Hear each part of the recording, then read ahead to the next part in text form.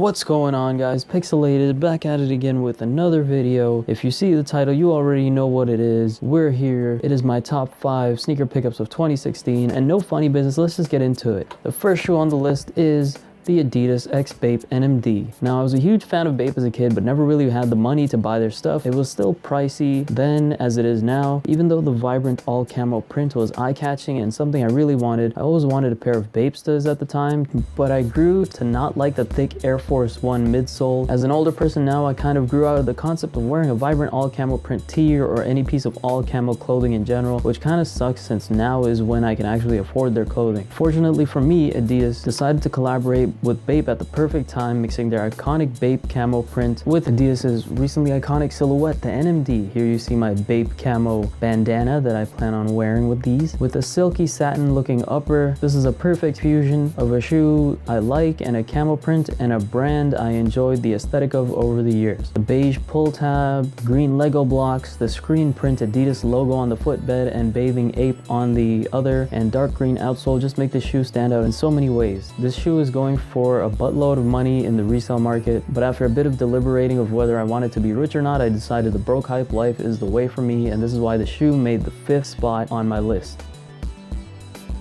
On to number 4 on the list, it is the Yeezy 350 V2 Beluga. That's right. Now, before you go ahead and rip me a new one and call me a hype beast for having a Yeezy on the list, hear me out. I was never into the V1 Yeezy 350s at all. I enjoyed their aesthetic and the look, but there was no way I could justify paying resale for those. It was just too plain and underwhelming of a shoe, and from the looks of it, it didn't fit super snug either. I could be wrong though, since I've never really owned a pair. They never really did it for me. Instead of being like, wow, this is a groundbreaking and legendary design, I was just left with, wow, those are nice. Oh, those are clean. The V2s are a completely different story. The shoe is much more well built, from the smoky midsole, aggressively shaped and thick enough to fill it with plenty of boost cushioning, to the upper that feels almost indestructible with the swirly dark grayish beluga pattern holding your foot snugly in place, and to top it off, a color blocked orange stripe across it in a digitized fading pattern at the ends. This is also my first Yeezy ever, so it gets a bump for that. This shoe hits the nail on the head by being the perfect midpoint between a wearable shoe and a groundbreaking design, and this is why the Beluga 350 V2 makes the 4th spot on my list. On to the 3rd shoe on the list. It is the Asics Gel Lyte 3 Super Green. Of course, this had to make the list. Although I haven't made a review nor mentioned owning these on my channel for the most, so none of y'all would have really known. If you don't know, these shoes weren't initially released to the public. Only 300 were made and given to poverty-stricken kids in Haiti. I finally released them to the public this year. Only 750 pairs were made available, and I was fortunate enough to be in that 750. The shoe is this dark gray for the most part, with the toe box color block. Common flag move to color block the toe box separate from the rest of the shoe. So the toe box was color blocked into a lighter pigeon gray. The midsole is white, and there are several hits of bright evergreen around the shoe, including the logo and the text in the upper cage. It's essentially a timeless look that isn't too overstated but still makes a statement. It's rare you see a sneaker made with its roots in being charitable to people in need, and so the look and history behind the shoe is what placed it on the 3rd spot on my list. On to the next shoe on the list.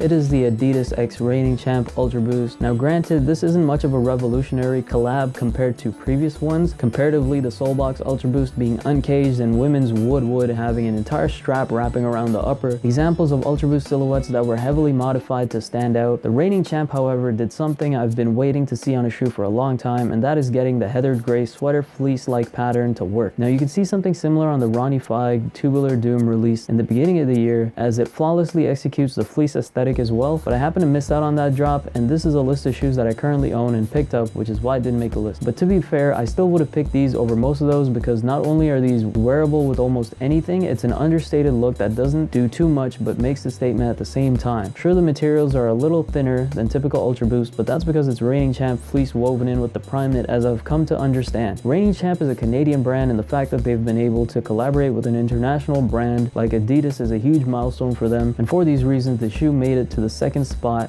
and is the runner-up on my top 5. Now, before we get into first place, I have a few shoes that didn't make the list but were strong contenders and definitely need to be mentioned on this list. So let's get started with the honorable mentions. The first honorable mention being the Yeezy 750 Chocolate. One of the main reasons this made the list is because it is my first high top Yeezy 750 as well as my favorite colorway to have come out. The other is that it's an extremely unique silhouette. The silhouette itself was introduced in 2015 and many people weren't feeling it. To this day, tons of people prefer the Yeezy 350 over the 750.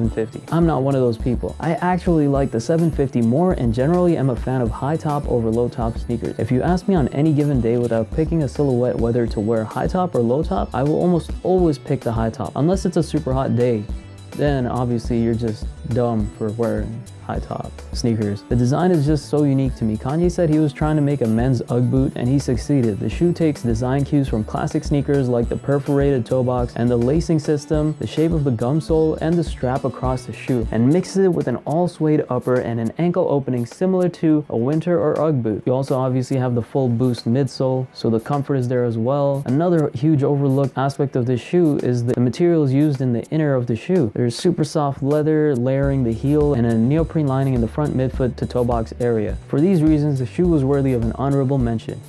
On to the next honorable mention, it is the Adidas NMD City Sock in the OG colorway. I don't know if I even need to mention why these need to be mentioned, but I'm gonna do it anyway. Just look at these. They have no laces. When have you seen a shoe look like this and fit so well with no laces? Sure, this isn't the first shoe without laces. We've had shoes like Vans slip-ons and other imitators, but none of them take the cake quite like these. Out of all these shoes, the ones I've been complimented on the most are these. They have the same comfort as any NMD, which granted doesn't compare to an Ultra Boost, but it still is much more comfortable than a Vans slip-on and have the looks to stand out. The asymmetrical pinstripe design along the upper helps the shoe stand out more than enough, not to mention their glow in the dark. For these reasons, this shoe gets an honorable mention. On to the third and last honorable mention in this list, or outside of this list rather. Oh, it's not in the bag, it's actually on my foot right now. Hold on a sec. Oh, are we getting it? We getting it now? Is it coming off? You got it? You know, have a little struggle fest here. It is the Kith Trail Response Boost. You can see I'm being a little delicate with it here just because I walked through a little bit of mud and the whole sole is dirty, so I'm trying not to get my hands dirty or my gloves dirty. Now, this was a very recent cop and I typically hold my recent cops in high praise because it's just that effect of having something new and fresh, but I really think these deserve a mention. They're not the typical hype sneaker you'll see on a top pickup list. There's no story, no groundbreaking silhouette type stuff going on here, but I got these as my main go-to everyday winter shoe, and for something I'm going to wear almost every day, that's an Adidas Boost collab in the winter. It's almost unfair to mention this shoe. It's an Adidas Boost shoe. It's a collab with one of my favorite brands, and it's actually built to be practical in the winter with the traction outsole and neoprene inner lining and sock collar. For these reasons, this shoe gets an honorable mention. Let's just put those back on them feet. And of course, the shoe of the hour. If you've made it this far, congratulations. Here we have it.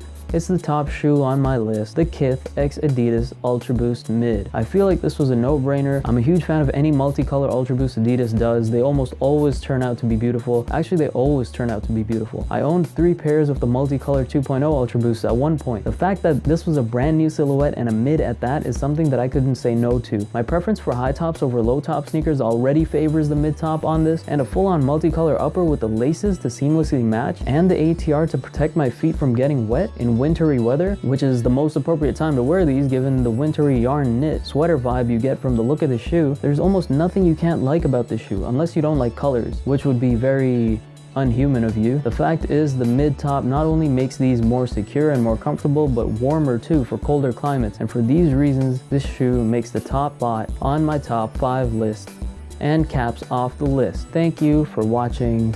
If you enjoyed the video or any of the sneakers in it, please hit that like button. Please hit me with a comment. Let me know what you thought about my pickups, if you have any of your own that you want to mention, and hit that subscribe button to see more where that came from. Have a good day.